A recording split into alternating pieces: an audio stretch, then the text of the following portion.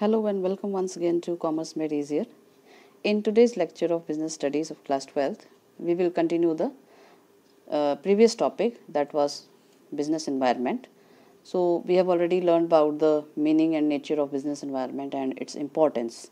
Today we will discuss the dimensions of business environment, व्यवसायिक वातावरण के विभिन्न आयाम, और we can say that components of business environment. तो कंपोनेंट्स होते हैं उसके तत्व जो जिसको मिला करके वो बिजनेस एनवायरनमेंट बनता है. तो बेसिकली 5 कंपोनेंट्स बिजनेस एनवायरनमेंट में होते हैं. सोशल एनवायरनमेंट यानी कि सामाजिक वातावरण, इकोनॉमिक एनवायरनमेंट यानी आर्थिक वातावरण, पॉलिटिकल एनवायरनमेंट मीन्स राजनीतिक वातावरण, लीगल एनवायरनमेंट मीन्स वैधानिक वातावरण, and fifth is technological environment, that is तकनीकी वातावरण. तो ये 5 कंपोनेंट्स हैं बिजनेस एनवायरनमेंट के, जिसको मिला करके बिजनेस एनवायरनमेंट बनता है. इसको हम वन बाय वन डिटेल में डिस्कस करेंगे. चलिए, first of all let us discuss the social environment. Social environment यानी सामाजिक वातावरण. Social environment includes social forces like social customs, values, trends, cultures, believes, traditions, festivals etcetera like Diwali, Holi etcetera. सामाजिक वातावरण में सामाजिक शक्तियाँ जैसे वहाँ के रीति रिवाज, सामाजिक मूल्य, आस्था, संस्कृति, त्योहार, होली, दिवाली आदि और परंपराएं आदि शामिल हैं. यानी कि बिजनेस का जो सोशल एनवायरनमेंट कंपोनेंट होता है, तो समाज, वहाँ का समाज जो होता है उसके अंदर जो भी रीति रिवाज होते हैं, जो भी त्योहार होते हैं, वहाँ के लोगों के जो विश्वास होते हैं, जो परंपराएं होती हैं वहाँ की, वो सभी जो मिलकर के कल्चर एनवायरनमेंट बनाते हैं. जैसे हमारे देश की यदि हम बात करें तो भारत में जो अलग अलग प्रकार के त्यौहार मनाए जाते हैं, अलग अलग प्रकार के हमारे यहाँ रीति रिवाज हैं, अलग अलग धर्म, अलग अलग जातियाँ, बहुत सारा जो भारत का समाज है तो बहुत ही ज़्यादा कॉम्प्लेक्स है. इसमें तरह तरह के समूह जो हैं वो बने हुए हैं और अलग अलग रीति रिवाज और विश्वास यहाँ पर हैं. लेकिन बिजनेस जो होता है वो किसी एक धर्म, एक जाति के लिए तो नहीं बनाया जाता. उसमें सामान जो बनता है वो तो सभी के लिए बनता है. तो बिजनेस को जो वो इस सोशल एनवायरनमेंट है ये बहुत प्रभावित करता है. किस तरह के लोगों के लिए क्या प्रोडक्ट हम बना रहे हैं, ये हमें बनाते समय बहुत ध्यान रखना पड़ता है कि वहाँ की लोगों की जो भावनाएं हैं, जो उनके धर्म से जुड़ी भावनाएं हैं, आस्थाएं हैं, वो प्रभावित नहीं होनी चाहिए. तो जब हम प्रोडक्शन करते हैं तो हमें इस चीज़ का बहुत ध्यान रखना चाहिए. तो जैसे यदि हम उदाहरण लें तो जो भारत में जो है गाय बहुत पूजनीय जो पशु है, लेकिन विदेशों में जो है उसको अलग अलग प्रकार से प्रयोग किया जाता है. लेकिन भारत में वो पूजनीय, तो हम ऐसा कोई प्रोडक्ट यहाँ नहीं बना सकते जो उसकी इस आस्था को प्रभावित करे या धर्म को ठेस पहुँचाए. तो इस तरह से और भी बहुत सारे उदाहरण हैं. कलर्स को लेकर के हैं, बहुत सारे ऐसे रंग हैं जो शुभ माने जाते हैं. तो अगर हम मान लीजिए हमारा बिजनेस है, कोई जो शादी ब्याह के हम कपड़े बनाते हैं, कुछ करते हैं, तो हमें उन कपड़ों के साथ रंगों को भी ध्यान में रखना पड़ता है कि कौन से कलर्स जो हैं इनके शुभ माने जाते हैं, कौन से अशुभ माने जाते हैं. तो आपने देखा होगा जब हम हिंदू धर्म की यदि हम बात करें तो उसमें जब हम कपड़े बनाए जाते हैं शादी ब्याह से जुड़, तो वो रंग बिरंगे होते हैं, लाल, हरे, गुलाबी, इस तरह के कलर्स का इस्तेमाल होता है. वाइट या ब्लैक का नहीं होता है. तो ये बहुत सी छोटी छोटी बातें हैं, लेकिन ये बिजनेस को प्रभावित करती हैं.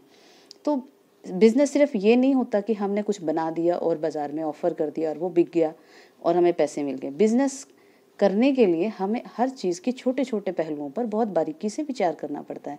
तो हम क्या प्रोडक्ट बनाते हैं, क्या सेवा देते हैं, उसका किसी के धर्म, किसी के रिवाज, किसी की आस्था, किसी के रीति रिवाज या त्योहार, इस पर कोई नेगेटिव प्रभाव नहीं पड़ना चाहिए. क्योंकि हमारा जो उद्देश्य है वो किसी की आस्था, किसी के धर्म, किसी की जाति को ठेस पहुंचाना नहीं होता. हमारा उद्देश्य होता है बिजनेस करें और लाभ कमाएं बिना किसी को कोई नुकसान पहुंचाए. तो इन चीज़ों की नॉलेज होना भी हमारे लिए बहुत ज़रूरी है. तो बहुत सारे ऐसे उदाहरण आप देख सकते हैं रियल एनवायरनमेंट में भी, जो कई बार इस तरह की घटनाएं हम अखबारों में पढ़ते हैं कि इस तरह से कोई किसी कंपनी ने ऐसा कुछ कर दिया जिससे कि किसी की जाति विशेष या धर्म विशेष के ऊपर जो है उनको आपत्ति हो गई इस चीज़ से कि बिजनेस ने ऐसा क्यों किया.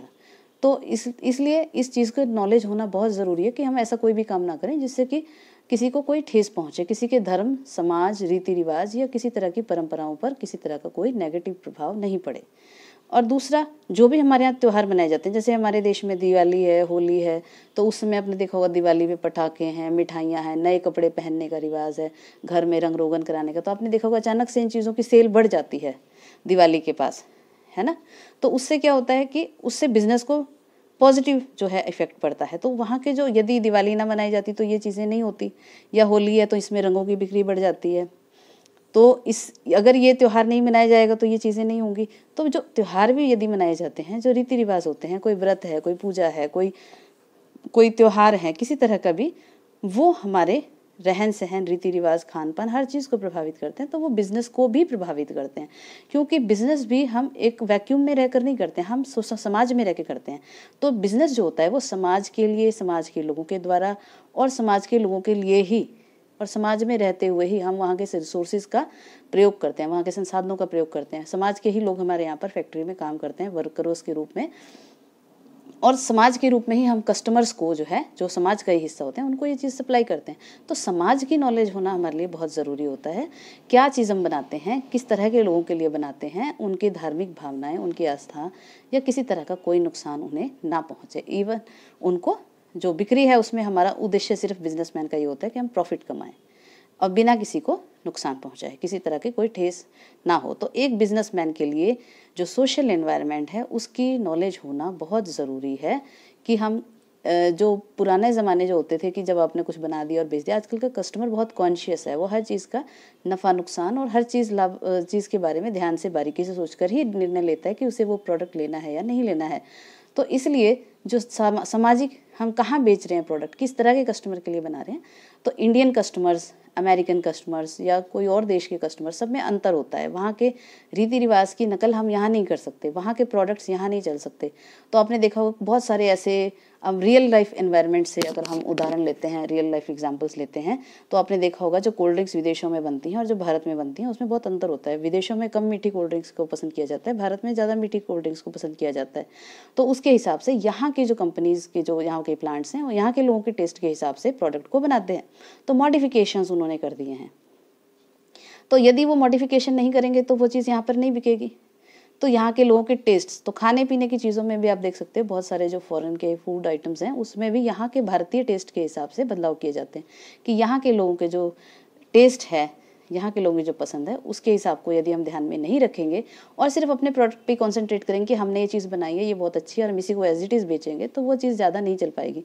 क्योंकि जब हम मल्टीनेशनल कंपनी के रूप में यदि काम करते हैं तो वहाँ के देश के लोगों के रीति रिवाज, धर्म, आस्था और रहन सहन, खान पान, टेस्ट एंड प्रेफरेंसेस, इन सभी चीज़ों को हमें ध्यान में रखना ही होता है। यदि हम इनको नहीं रखेंगे तो हमारा बिजनेस वहाँ पर सक्सेसफुल नहीं हो पाएगा। तो इसलिए सोशल एनवायरनमेंट की नॉलेज होना हमारे बिजनेस के लिए बहुत ज़रूरी है। Then come to the second component of business environment, that is economic environment, आर्थिक वातावरण। तो जो वातावरण होता है, हमने पहले डिस्कस किया था कि हर बिजनेस, हर देश का जो, या हर जगह का बिजनेस एनवायरनमेंट अलग अलग होता है। तो वहाँ का जोग्राफिकल एनवायरनमेंट का भी असर होता है, पॉलिटिकल का भी, लीगल का भी, सोशल का भी, और कई तरह के जो फैक्टर्स हैं हमारे बिजनेस को प्रभावित करते हैं। तो हम किसी की नकल नहीं कर सकते हैं कि हम उस देश में ऐसा होता है तो हमारे देश में भी ऐसा ही हो सकता है, क्योंकि उनके देश का एनवायरनमेंट, हमारे देश का एनवायरनमेंट डिफरेंट होता है। तो जिस तरह से सोशल एनवायरनमेंट अलग होता है, ऐसे ही इकोनॉमिक एनवायरनमेंट भी अलग हो सकता है। तो वहाँ की जो बिजनेस हैं, कुछ डेवलपिंग कंट्रीज़ होती हैं, कुछ ऑलरेडी डेवलप्ड कंट्रीज़ हैं, तो कुछ पुअर कंट्रीज़ हैं, तो कई तरह के कंट्रीज़ हैं। तो हम हमारे देश की जो इकोनॉमिक एनवायरनमेंट है, हम उसको ध्यान में रखेंगे जब हम अपने कंट्री में बिजनेस करते हैं। तो यदि हम फॉरेन कंट्री में बिजनेस करते हैं तो वहाँ के इकोनॉमिक एनवायरनमेंट को ध्यान में रखेंगे। तो जो भी एनवायरनमेंट होगा उसको ध्यान में रखना बहुत ज़रूरी है। आर्थिक एनवायरनमेंट जो है, यानी आर्थिक वातावरण जो है, economic environment includes interest rates, share markets, capital market, indices and income of people, demand and supply forces, inflation rate, banking system, industrial policies, ये सभी इकोनॉमिक एनवायरनमेंट का पार्ट हैं। तो आर्थिक वातावरण में ब्याज दरें, शेयर बाजार, पूंजी बाजार की स्थिति, लोगों की आय, मांग एवं पूर्ति शक्तियाँ और महंगाई दर, बैंकिंग प्रणाली, आर्थिक नीतियाँ आदि शामिल हैं। तो कुल मिला के अगर हम बात करें तो जो आप इकोनॉमिक्स में चैप्टर्स पढ़ते हैं, जो आपका 11th 12th में हमने इकोनॉमिक्स पढ़ी है, उसमें बैंकिंग है, मनी है, और डिमांड सप्लाई है, पर कैपिटा इनकम निकालते हैं, जीडीपी निकालते हैं, नेशनल इनकम जो निकालते हैं, तो ये सारे ही इकोनॉमिक एनवायरनमेंट का पार्ट होते हैं। तो इंडस्ट्रियल पॉलिसीज़ हो गई, तो जितने भी ये आर्थिक नीतियाँ होती हैं या आर्थिक वातावरण का ये हमारा हिस्सा होते हैं। तो इंटरेस्ट रेट, जो बैंकों के द्वारा इंटरेस्ट जारी किए जाते हैं, रेपो रेट या रिवर्स रेपो रेट्स हो गए, या जो जिन दरों पर जो है कस्टमर्स को लोन दिए जाते हैं वो हाई हैं, लो हैं, वो भी हमारे एनवायरनमेंट को, या कंपनीज़ को, बिजनेसेस को लोन दिए जाते हैं उसके इंटरेस्ट रेट क्या हैं, शेयर मार्केट की कंडीशन कैसी है, कैपिटल मार्केट की कंडीशन कैसी है, ये भी जो है इसमें इन्फ्लेशन है या डिफ्लेशन है, किस तरीके की मतलब रिसेशन है या डिप्रेशन में है हमारी, उसके हिसाब से ये भी हमारे बिजनेस को प्रभावित करता है। इनकम ऑफ पीपल, लोगों की जो आय है किस तरह के, जैसे भारत में जो है बहुत सारे लोग गरीबी रेखा से नीचे है, ये एक डेवलपिंग कंट्री है, तो यहाँ पर जो हमें बिजनेस करना है उसको ध्यान में रखते हुए करना है। तो यहाँ पर ज़्यादातर जो है मीडियम जो परिवार हैं, मीडियम इनकम वाले लोगों का ग्रुप ज़्यादा है भारत देश में, तो हमें उसके हिसाब से अपने बिजनेस को करना है। बहुत ज़्यादा अमीर लोग हमारे देश में नहीं हैं, तो ये चीज़ें हमारे बिजनेस को प्रभावित करेंगे। दैन डिमांड सप्लाई फोर्सेस, तो किस चीज़ की डिमांड है, ज़्यादा है, कम है, और सप्लाई फोर्सेस जो सप्लाई चैनल्स हैं हमारे प्रोडक्ट को सप्लाई करने के, ये सारी चीज़ें भी हमारे बिजनेस को प्रभावित करती हैं। दैन इन्फ्लेशन रेट्स जो हैं, चेंजिंग जो बढ़ते हुए रेट्स हैं, हमारे फॉरेन करेंसी के रेट्स हैं, या हमारे रुपए की मजबूती है, कई बार वो नहीं होता मजबूत, तो इसकी पैसे की जो मूल्य है, अवमूल्यन है, वो बदलता रहता है, तो इसका भी प्रभाव हमारे बिजनेस पे होता है। देन बैंकिंग सिस्टम क्या है, बैंक किस तरह से जो है हमारे किस तरह से हेल्पफुल है हमारे बिजनेस के लिए, नहीं है, किस प्रकार की पॉलिसीज़ हैं उनकी बिजनेस को लेकर के, वो भी हमारे बिजनेस को प्रभावित करती है। तो इंडस्ट्रियल पॉलिसी जो है, जो औद्योगिक नीतियां हैं जो सरकार के द्वारा बनाई जाती हैं, वो भी हमारे बिजनेस को प्रभावित करते हैं, किस तरह की पॉलिसीज़ हमारे गवर्नमेंट ने हमारे लिए बनाई हैं।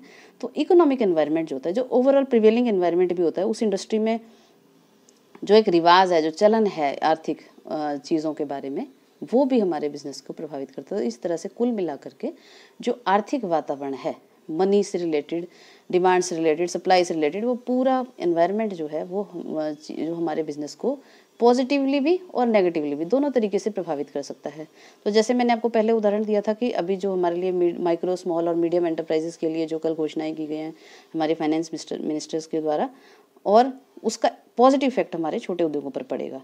तो इस तरीके से कई तरह के जो निर्णय लिए जाते हैं जो बूस्टअप करने के लिए अर्थव्यवस्था को या बिजनेसेस को, उसका असर हमारे बिजनेस पर टाइम टू टाइम पड़ता है। तो अगर हमें अपने बिजनेस को अच्छे से ऑपरेट करना है, हम चाहते हैं हमारे बिजनेस अच्छा चले, उसे कोई नुकसान ना हो और आगे बढ़ें, ज़्यादा से ज़्यादा लाभ कमाएं, तो हमें अपने आर्थिक वातावरण की डिटेल नॉलेज होना ज़रूरी है। जो भी इसमें बदलाव होते हैं उससे हमारे बिजनेस पे क्या इफेक्ट होने वाला है, उसका असर हमें पता होना चाहिए, ताकि हम समय रहते अपने बिजनेस को के लिए कुछ प्लान कर सकें या उसको किसी नुकसान से बचा सकें। Next component of business environment is political environment, यानी कि राजनीतिक वातावरण। Political environment includes political conditions such as political peace and stability that prevails in the country. It also includes the government attitude towards the industry and business, countries' relationship with the other countries, and various agreements etc. that government sign with other countries. तो राजनीतिक वातावरण में राजनीतिक स्थायित्व और शांतिमय माहौल जो उस समय देश में है, साथ ही सरकार के उद्योगों और व्यवसायों के प्रति रवैया कैसा है, अपने देश के अन्य देशों के साथ संबंध किस प्रकार के हैं, और सरकार द्वारा विभिन्न देशों के साथ किए जाने वाले समझौते और निर्णय राजनीतिक वातावरण का हिस्सा है। तो पॉलिटिकल एनवायरनमेंट जो राजनीतिक वातावरण होता है, उसका असर हमारे देश के बिजनेसेस पर पड़ता है। तो सरकार किस प्रकार की है, एक गठबंधन की सरकार है या एक ही दल की सरकार है, इसका असर भी हमारे बिजनेस पे होता है। क्योंकि यदि गठबंधन की सरकार होगी तो वो अपनी सरकार बचाने के लिए ज़्यादा चिंतित होगी, बजाय के बिजनेस को सुविधाएं देने के। यदि वो एक ही दल की सरकार है तो वो उसका जो फोकस है किस तरह का है, सरकार के जो उद्योग हैं उसके प्रति उसका नज़रिया कैसा है। तो आपने देखा होगा अब जो प्रेजेंट सरकार है उसका मेक इन इंडिया के ऊपर बड़ा जोर रहा। कल जो है घोषणाएं की गई, उसमें भी जो मेक इन इंडिया की ही आप कह सकते हैं तर्ज पर, कि देश में ही जो है अपने पैरों पर हमें आत्मनिर्भर बनना है, विदेशों के ऊपर निर्भर नहीं रहना है वस्तुओं के लिए, सेवाओं के लिए। तो ये पॉलिटिकल एनवायरनमेंट है, सरकार के द्वारा लिया गया निर्णय है जिसका बिजनेस पे एक असर होने वाला है, पॉजिटिव इफेक्ट होने वाला है।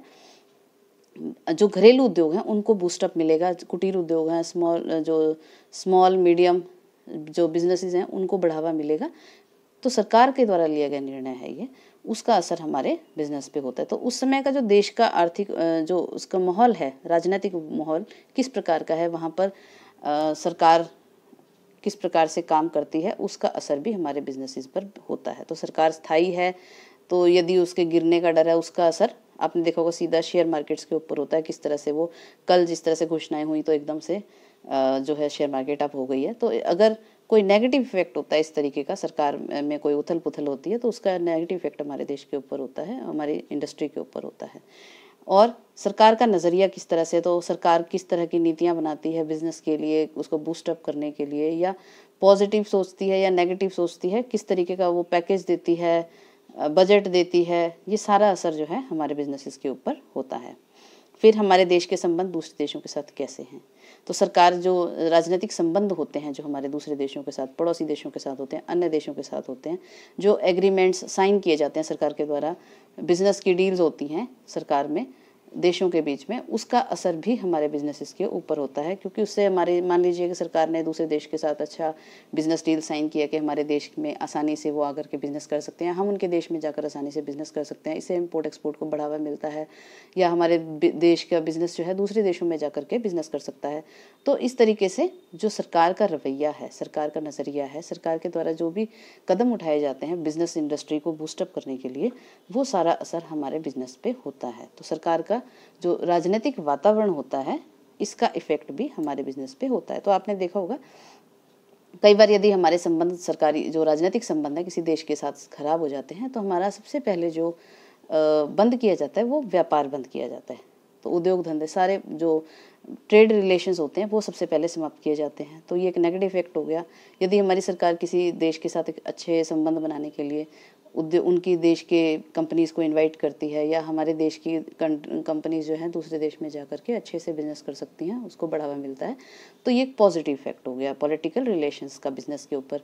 तो इस तरीके से जो पॉलिटिकल रिलेशंस होते हैं उसका असर हमारे बिजनेस के ऊपर सीधे तौर पर पड़ता है। चलिए नेक्स्ट डिस्कस करते हैं हम लीगल एनवायरनमेंट, यानी कि वैधानिक वातावरण।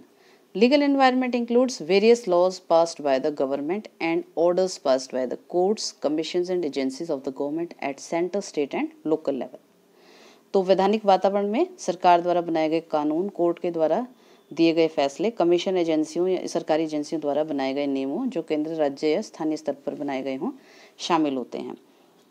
तो पॉलिटिकल एनवायरनमेंट, जो वैधानिक वातावरण है, लीगल एनवायरनमेंट की हम बात करें तो इसमें जो विधि यानी कानून से जुड़े हुए जो भी रूल रेगुलेशंस जो हैं बिजनेसेस के लिए टाइम टू टाइम बनाए जाते रहे हैं, जिसका पालन बिजनेस को करना होता है। यदि वो बिजनेस का पालन नहीं करेंगे तो वो इलीगल माने जाता है और फिर उसके खिलाफ जो है कानूनी कार्रवाई की जा सकती है। तो कुछ ऐसे कानून जो हैं सरकार बनाती है, कई बार बिजनेस के लिए बनाती है, कई बार कस्टमर्स की सेफ्टी के लिए बनाती है, नियमों का पालन करने के लिए, जिससे कि किसी भी जो स्टेक होल्डर है बिजनेस से रिलेटेड जो भी पार्टी है उसका किसी का नुकसान ना हो। तो ये कुछ लीगल कंस्ट्रेंट जो हैं सरकार की तरफ से बनाए जाते हैं जिसका सभी बिजनेसेस को पालन करना होता है, और ये बिजनेस के लिए भी फ़ायदेमंद होता है और ये लोगों के लिए भी फ़ायदेमंद होता है कि वो सही रूप से सिस्टमैटिक वे में बिजनेस को करे और नियमों का पालन करते हुए करे। तो कुछ एग्जाम्पल्स हैं यहाँ पर जो लीगल एनवायरनमेंट को हम शो करते हैं। सेल ऑफ गुड एक्ट 1930, जो वस्तु विक्रय जो अधिनियम है वो 1930 बनाया गया है, जिसमें गुड्स के जो भी वस्तु खरीदने या बेचने से रिलेटेड किसी प्रकार के भी यदि हमारे बीच में कोई किसी तरह की प्रॉब्लम्स आती हैं तो वो हम इस एक्ट के अकॉर्डिंग उसको सॉल्व किया जाता है। वर्कमैन कंपनसेशन एक्ट जो होता है 1923 है। देन कंज्यूमर प्रोटेक्शन एक्ट 1986 है। ग्राहकों के प्रति जो भी शोषण किया जाता है सरकार बिजनेसेस के द्वारा, उसको रोकने के लिए जो है कंज्यूमर प्रोटेक्शन एक्ट 1986 बनाया गया है, जिसके अंतर्गत जो बिजनेसेस हैं उनके लिए कुछ नियम बनाए गए हैं जिनका उनको पालन करना होगा, या कंज्यूमर को राहत दी गई हैं जिसके माध्यम से कंज्यूमर जो है वो बिजनेस के द्वारा किए जाने वाले शोषण के प्रति अपने आप को बचा सकते हैं या उनके ऊपर कार्रवाई की जा सकती है। MRTP एक्ट, फैक्ट्रीज़ एक्ट 1948, जो फैक्ट्रीज़ में वर्कर काम करते हैं वहाँ की वर्किंग कंडीशन कैसी होनी चाहिए, किस तरह की सुविधाएं जो फैक्ट्री में की जानी चाहिए, किस तरह से एरिया है डिस्ट्रीब्यूशन होना चाहिए, मशीनरी की प्लेसमेंट्स होनी चाहिए, किस तरह की सुविधाएं वर्कर्स को फैक्ट्री प्लेस में दी जानी चाहिए, ये सारा फैक्ट्री एक्ट 1948 में है। देन कंपनीज एक्ट 2013 जो है कंपनियों के द्वारा जो कंपनियों के पालन करने के लिए जो नियम बनाए गए हैं, कंपनीज एक्ट 2013 में नियम बनाए गए हैं। सभी कंपनीज़ को जो रजिस्टर्ड हैं उनका, प्राइवेट हो चाहे वो सरकारी, उनको इन नियमों का पालन करना होगा। देन पार्टनरशिप एक्ट 1932 है। जो कि पार्टनरशिप एक्ट के जो पार्टनरशिप बिजनेसेस हैं उनके लिए बनाया गया है। तो उनकी किसी तरह की प्रॉब्लम्स को सॉल्व करने के लिए या किस तरह से सिस्टमैटिक वे में वो बिजनेस कर सकते हैं, वो सारे रूल रेगुलेशन इन एक्ट्स में हैं। तो इसी प्रकार से और भी कई सारे एक्ट्स हैं जो बनाए गए हैं। तो ये सभी एक्ट्स बनाने का उद्देश्य ये होता है कि बिजनेस जो है इन एक्ट्स का पालन उनको करना है और सही तरीके से लीगल वे में जो है वो बिजनेस को ऑपरेट करें, जिससे कि किसी भी पार्टी का कोई अहित ना हो। और यदि कोई बिजनेस इन नियमों का पालन नहीं करता है तो उनके अगेंस्ट जो है लीगल एक्शन लिया जा सकता है, कानूनी कार्रवाई की जा सकती है। तो ये कानूनी जो एनवायरनमेंट है इन रूल रेगुलेशंस का एक बिजनेसमैन को पता होना चाहिए। यदि मान लीजिए आप पार्टनरशिप बिजनेस करें तो आपको पार्टनरशिप लॉ के बारे में पता होना चाहिए, किस तरह के नियम है। यदि आप कंपनी ऑपरेट कर रहे हैं, आप डायरेक्टर हैं कंपनी में, तो आपको पता होना चाहिए कंपनी एक्ट 2013 में क्या नियम दिए गए हैं। इस प्रकार से जो भी नियम है आपको पता होना चाहिए, ताकि आप अपने बिजनेस को किसी प्रकार के ऐसे खतरे में ना डालें जिससे कि किसी कानून का उल्लंघन हो। तो इसलिए इन एक्ट्स के बारे में एक बिजनेसमैन को या एक मैनेजर को डीप नॉलेज होना ज़रूरी है। Then last component of business environment is technological environment, यानी कि तकनीकी वातावरण। Technological environment includes scientific improvements and new innovations, technological changes which provide new ways of producing goods and services. यानी कि तकनीकी वातावरण में वैज्ञानिक सुधार, नए आविष्कार, तकनीकी बदलाव आदि शामिल हैं, जिससे नई नई विधियों से वस्तु और सेवाओं का सृजन होता है। तो आपने देखा होगा कि जो पहले तरीके से बिजनेस होते थे, पुराने ज़माने में बिजनेस किए जाते थे, वो पिछले समय में नहीं किए जाते थे, उसमें बदलाव आया है। पिछले समय में जो बिज़नेस होते थे वो आज नहीं हो रहे हैं। आज जो हमारे सामने ही हम देख चुके हैं बिज़नेस के कितने तरीके से जो चेंज हो चुका है। तो हम कोई प्रोडक्ट का ही मान लीजिए उदाहरण लेते हैं, मान लीजिए मोबाइल फ़ोन का एग्जांपल लेते हैं। तो जब शुरू में फ़ोन चले थे मोबाइल फ़ोन्स, उस समय उसका रंग रूप कैसा था, टेक्नोलॉजी कैसी थी, उसमें सिर्फ हम बात कर सकते थे और सुन सकते थे। उसके बाद फिर जो मोबाइल फ़ोन्स आए हैं उसमें थोड़ा इम्प्रूवमेंट हुआ, कलर्ड फ़ोन्स आ गए, स्क्रीन साइज़ बड़ा हो गया उसमें। उसके बाद आज जो फ़ोन्स हैं उसमें नए नए जो है चेंजेस आ रहे हैं। वो आपका रेडियो का काम भी करता है, वो आपका टीवी का काम भी कर रहा है, वो आपके घड़ी का काम भी कर रहा है, अलार्म क्लॉक भी आप उसमें लगाते हैं, आप उसमें गाने सुन सकते हैं, आप उसमें बहुत सारे जो उसका यूज़ है मल्टीपर्पज़, वो एक तरह से फ़ोन हो गया है, स्मार्टफोन्स। तो ये क्या है, ये एक टेक्नोलॉजिकल चेंज है। तो ये जो बदलाव है ये धीरे धीरे हो रहा है। तो जो कंपनीज़, मोबाइल कंपनीज़ इन चेंजेस के अनुसार अपने आप को चेंज नहीं करेंगी, अपने प्रोडक्ट में चेंजेस नहीं करेंगी, वो उनके प्रोडक्ट बिकेंगे नहीं मार्केट में और वो फेल हो जाएंगी, वो कंपनियां बंद हो जाएंगी। तो टेक्नोलॉजिकल एनवायरनमेंट में जो नित नए आविष्कार किए जाते हैं, नए नए चेंजेस होते हैं, नए नए मॉडिफिकेशंस होते हैं प्रोडक्ट्स के अंदर या सेवाओं में भी, इवन सर्विसेज में भी जो है बदलाव किए जाते हैं। जो पहले सर्विसेज दी जाती थी वो अब नहीं दी जाती हैं। जैसे हम बैंकिंग में देख सकते हैं, पहले आप बैंक में पैसे निकलवाने जाते थे तो आपको एक लाइन लगानी पड़ती है लंबी, उसमें टाइम फिक्स होता है, बैंक के खुलने का समय, बंद होने का समय निश्चित होता है। यदि संडे है या कोई नॉन वर्किंग डे है, कोई त्यौहार है, तो आप बैंक से पैसे नहीं निकलवा सकते थे। लेकिन अब जो है आप बिजनेस से कभी भी बैंक से पैसे निकलवा सकते हैं, मनी ट्रांसफ़र कर सकते हैं, NEFT कर सकते हैं, कुछ भी कर सकते हैं और उसके लिए कोई टाइम भी फिक्स नहीं है। तो नेट बैंकिंग की सुविधा भी आप घर बैठे यूज़ कर सकते हैं। तो अब जो है बहुत आसान हो गया है, बहुत ज़्यादा भागदौड़ नहीं रह गई है, बहुत ज़्यादा प्रॉब्लम्स भी अब नहीं रह गई हैं। बिजनेस करना या पेमेंट्स करना बहुत ईजी हो गया है। तो ये सभी उदाहरण जो हैं हम देखते हैं कि कौन कौन से उदाहरण हैं जो बिजनेस टेक्नोलॉजिकल एनवायरनमेंट के पार्ट हैं। जैसे डिजिटल पेमेंट्स हो गई, हम ऑनलाइन पेमेंट्स कर सकते हैं। कंप्यूटराइज ग्राफिक एंड डिज़ाइनिंग, तो मान लीजिए हमें कोई प्रोडक्ट को डिज़ाइन करना है, उसका बना करके देखना है वो किस तरह से लगेगा, उसमें मॉडिफिकेशंस करना, तो ये कंप्यूटर की हेल्प से हम जो है उसको प्रोडक्ट को देख सकते हैं। वो बनने के बाद वो प्रोडक्ट कैसा लगेगा, किस तरह से उसके जो भी डिफरेंट एस्पेक्ट्स होते हैं उसके, वो हम देख सकते हैं। देन पैकेजिंग है, तो पैकेजिंग में हमने देखा है पहले जो पैकेजिंग होती थी उसमें आजकल बहुत बदलाव होता जा रहा है धीरे धीरे। तो टेक्नोलॉजी का ही असर है कि हम इस तरह की पैकिंग जो है वो बना रहे हैं। जैसे आजकल हम इको फ्रेंडली जो या डिस्पोजेबल जो पैकिंग मटेरियल है उसका इस्तेमाल करते हैं, जिससे एनवायरनमेंट को नुकसान भी ना पहुंचे। तो इस तरह के पैकिंग मटेरियल्स बनाए जा रहे हैं और पैकिंग को जो है ड्यूरेबल रहे, सामान ख़राब ना हो लंबे समय तक। तो जैसे हम मिल्क को देखते हैं टेट्रा पैकिंग में आजकल वो आता है, तो बिना उसको जो फ्रिज में रखे भी हम उसको 6 महीने तक, जब तक उसकी पैकिंग नहीं खोली जाती है, तो हम उसको एज इट इज़ यूज़ कर सकते हैं, उसमें कोई ख़राबी नहीं आती। तो पैकिंग में भी बहुत बदलाव आ रहा है। प्रोडक्शन टेक्निक्स हैं, जो प्रोडक्शन करने के तरीके हैं उनमें बदलाव आ रहा है और एफिशिएंट वेज में जो है हम प्रोडक्शन कर सकते हैं। नई नई टेक्नोलॉजीज आ रही हैं, कम समय में कम मटेरियल से और अच्छा प्रोडक्शन हम स्पीड से कर सकते हैं, जिसमें हमारा कॉस्ट कम हो जाता है। देन डिस्ट्रीब्यूशन सिस्टम में आजकल आप देख रहे हैं होम डिलीवरी इसका सिस्टम आ गया है, या किस तरह से जो डिस्ट्रीब्यूशन चैनल्स भी हैं होलसेलर रिटेलर के बीच में, जो डिफरेंट चेन है वो एकदम शॉर्ट हो गई हैं, या डायरेक्ट सेलिंग हम देख रहे हैं आजकल घर तक सीधे फैक्ट्री से हमारे प्रोडक्ट पहुंच रहा है।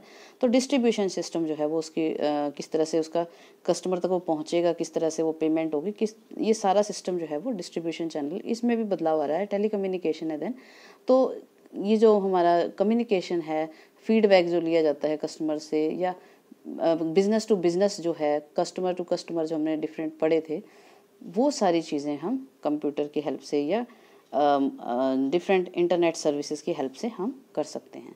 तो इस तरीके से ये कुछ उदाहरण है जो टेक्नोलॉजिकल एनवायरनमेंट के बारे में हमें बताते हैं। इससे और अलावा और भी जो है चेंजेस हैं जिनको सभी को यहाँ पे डिस्क्राइब करना संभव नहीं हो पाएगा।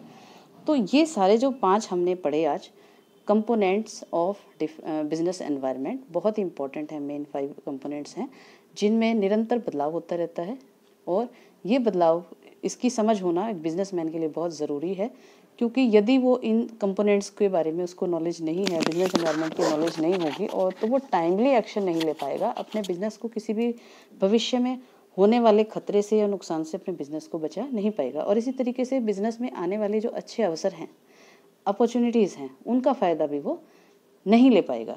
तो इसलिए बिजनेस एनवायरनमेंट की नॉलेज होना एक बिजनेसमैन के लिए बहुत ही आवश्यक है। तो हमारा ये टॉपिक यहीं पे समाप्त होता है। तो आज का लेक्चर आपको कैसा लगा, इस हमें ज़रूर बताइए। लाइक कीजिए, सब्सक्राइब कीजिए और शेयर कीजिए। Thank you.